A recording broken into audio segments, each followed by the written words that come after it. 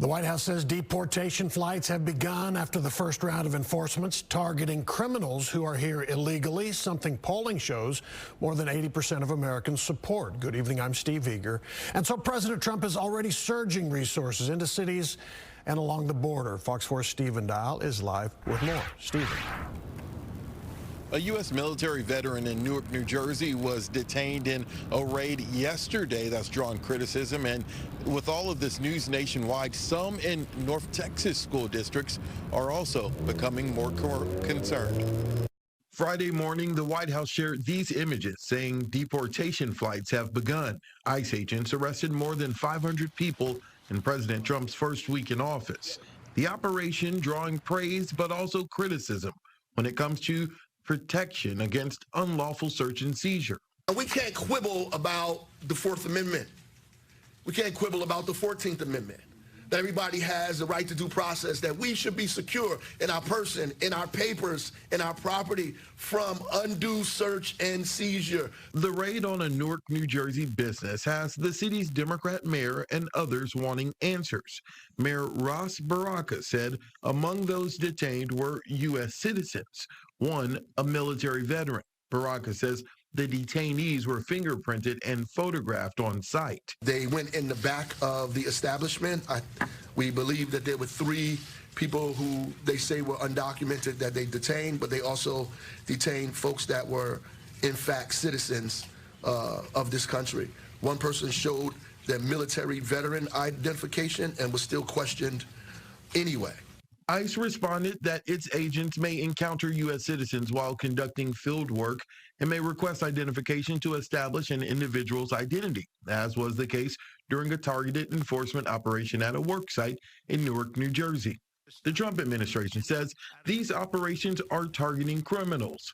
In other states, those arrested have been charged with crimes like murder and sexual assault. There's no evidence of ICE raids happening here in North Texas. But the news of a change in enforcement strategy has some concerned. Students are afraid to come to school. We have seen a notable drop in attendance this week alone. At Thursday night's Dallas ISD school board meeting, 2 teachers told the board some students are concerned about their families being impacted by possible raids. Every day this week, I have walked into my classroom and I see fear and concern in the faces of my students. Some of whom have families who are living in constant fear, that fear of being deported. Now, as of late, there has not been any confirmation of mass deportation raids here in North Texas. Moments ago, Arlington ISD just shared a statement trying to reassure the public. They recognize that some are concerned, but wanted the public to know that they do not collect immigration status information on students, and they say that they're working with local law enforcement to stay updated on any situation that may arise. Federal agents launched raids in one of the first visible signs of President Trump's mass deportation plan coming together. Raids targeted violent individuals in Boston earlier today. It's what's known as a worst first approach, first prioritizing the arrests of gang members and murder suspects. The Trump administration says it arrested 538 illegal immigrants today in what it says is the beginning of the largest deportation operation in history. But there are still questions about what this might look like on a larger scale, and Fox 4's Casey Stiegel in studio tonight with more on that. Casey. Yeah, hey there, Steve. Immigration and Customs Enforcement officials wasting little time under the new administration. Agents carrying out raids in certain parts of the country targeting violent criminal offenders in the United States illegally and wanted by law enforcement. Fox News cameras were there to capture some of the action. Trump, you feel me? Yo, Biden forever, bro. Thank Obama for everything that he did for me, bro. An expletive-laced tirade from a Haitian migrant as he was taken into custody during a recent ICE raid outside of Boston. Federal agents say the man has a long rap sheet with 17 criminal convictions. The feds picking up at least 8 different targets on this one particular mission, including several MS-13 gang members. According to ICE, this Dominican national was wanted for assault with a deadly weapon and heroin trafficking. It's these targeted enforcement operations. And so that's what you're seeing most of.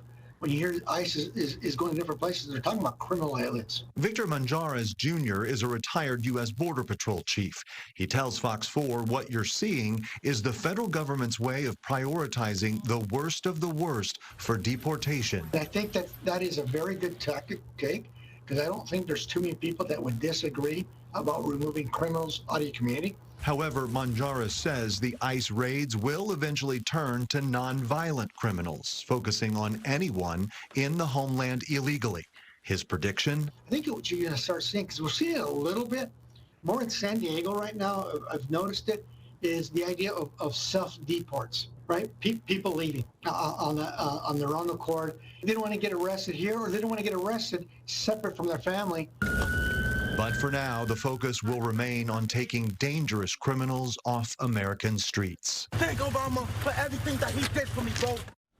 All right, so it's difficult to track the number of migrants who actually self-deport, but border officials believe that data will eventually be logged, similar to gotaways, those who successfully evade law enforcement when crossing at non-authorized ports of entry. All right, Fox News anchor Shannon Bream with Fox News Sunday joins me now. Good morning to you. Good to see you, Brandon. All right, we have a lot to cover here. We're now seeing the visuals of the mass deportations that President Trump promised. It's time-consuming, it is difficult, but it is an issue that many pollsters have said helped win him the election. Yeah, our polling, along with all of the other polling out there, showed the top two issues were the economy and worries about immigration and the border. So we knew day one a lot of these executive orders would have to do with the border. And the information we're getting from the administration so far is pointing out who these people are that they've initially rounded up this first week.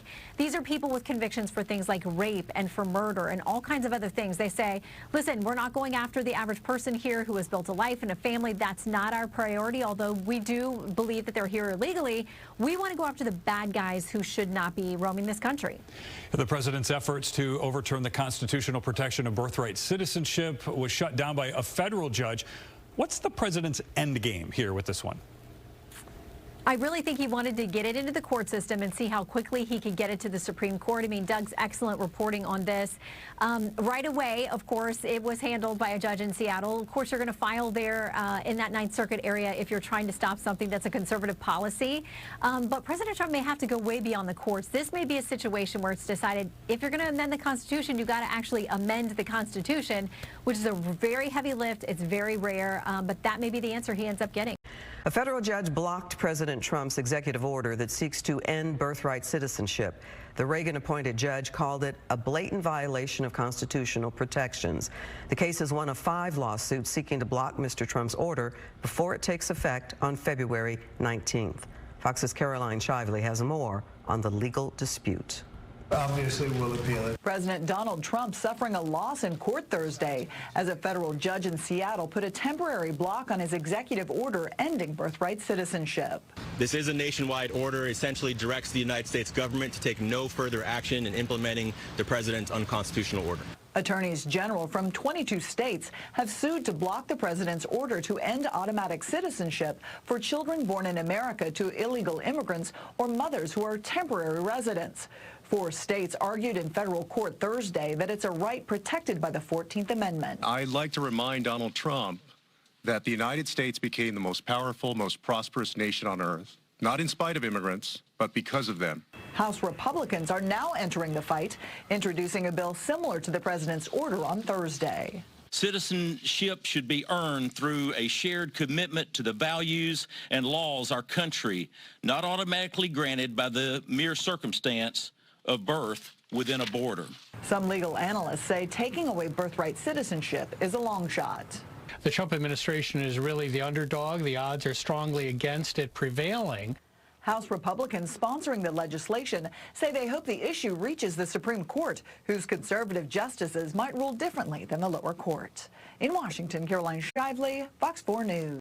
The Pentagon plans to send about 1,500 active duty troops to the border, and there are already talks of sending thousands more. In addition to boosting manpower at the border, the Trump administration has decided federal agents can now arrest migrants in places like schools and churches. Fox 4's Casey Stiegel in studio following today's developments. Casey. Steve, Heather, good evening. A Dallas prominent immigration lawyer sat down with me this afternoon. He says his firm has been fielding questions since last November following the election, and he says those inquiries have essentially jumped this week since President Trump was sworn into office and signed a number of executive actions on immigration. The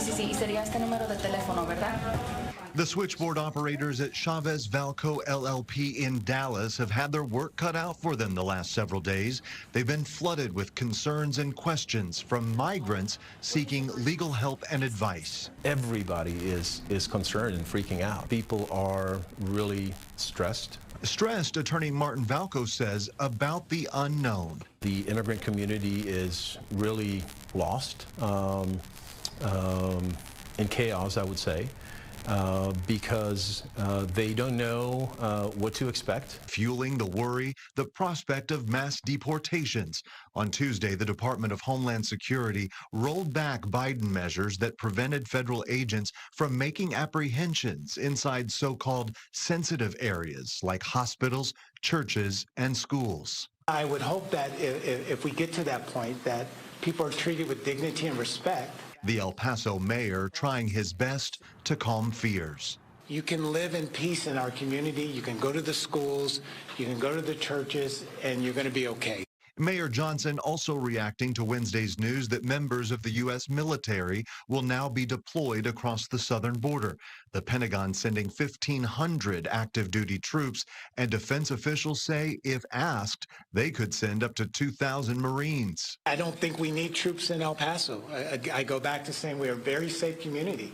But for many who live along the southern border, like Wendy Garcia, who calls Eagle Pass home, the increased enforcement measures couldn't come soon enough. We do have that fear of who's coming over, who's crossing, but I am glad that something's going to be done about that. And if mass deportation is the answer, I guess something has to be done. The lack of resources. Martin Valco, however, is not so sure America has the funds to carry out this level of enforcement.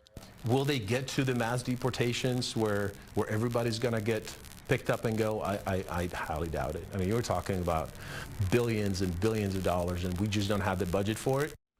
Now, Valco believes the only real solution to this ongoing border crisis is for both Republicans and Democrats to sit down and finally develop full, comprehensive immigration reform. The Pentagon will begin sending 1,500 active duty troops to help secure the southern border. Good evening, I'm Steve Eager. I'm Heather Hayes. So this comes 2 days after President Trump signed an executive order declaring a national emergency. Fox 4's Stephen Dial in studio with more. Stephen. The troops will join 2,500 troops who are already working on the border. When they will arrive and what role they will play is still unknown. 2 days after President Trump took the oath of office, active duty U.S. military troops are preparing to head to the southern border. It's part of one of his executive orders to combat illegal border crossings. While illegal crossings are still a concern, in Texas, those numbers are down. In the last couple of weeks, we've seen a decrease in illegal border crossings between ports of entry. Just as of yesterday, illegal border crossings were down below 1,000. That's across the southwest border. Texas Department of Public Safety Lieutenant Chris Oliveras told me crossings in Texas are down 87% compared to this time last year. But he is still encouraged by the news of more troops coming. When more troops are sent to the borders, as some were sent last year, how does that help you guys? And what they do provide is a value in really observing any activity they see on the border. They're able to operate cameras and sensors, so that provides additional manpower. It's unclear if the troops will directly participate in law enforcement. Previously, the DoD restricted service members from policing the border. But overall, this is not a new concept. Currently, there are 2,500 National Guard and military reservists working along the southern border. Most recently, President Biden sent troops to El Paso back in 2023. So the more manpower you have, whether it's law enforcement, whether it's soldiers, boots on the ground is what we need. And now that we have more eyes that can actually monitor the border, it's really going to help us in trying to focus on those criminal threats. Another border promise by President Trump was mass deportations. The president's border czar, Tom Homan, gave an update on Fox and Friends Wednesday morning. In the last 24 hours, ICE has arrested over 308 serious criminals. Some of them were murderers, some of them were rapists, some of them raped a child, some were sexual assault of a child. So ICE is doing their job, and they're prioritizing just as the president said they would. So the ICE is performing excellent right now out in the field, and they're going to continue every day. Homan says the goal for Immigration and Customs Enforcement is to prioritize deporting criminals first. President Trump's been clear. We're concentrating on the worst first, the public safety threats and national security. It's unclear where along the border these soldiers will be stationed. President Trump just named Texas Border Czar Mike Banks to lead U.S. Border Patrol. He might have a say in that decision.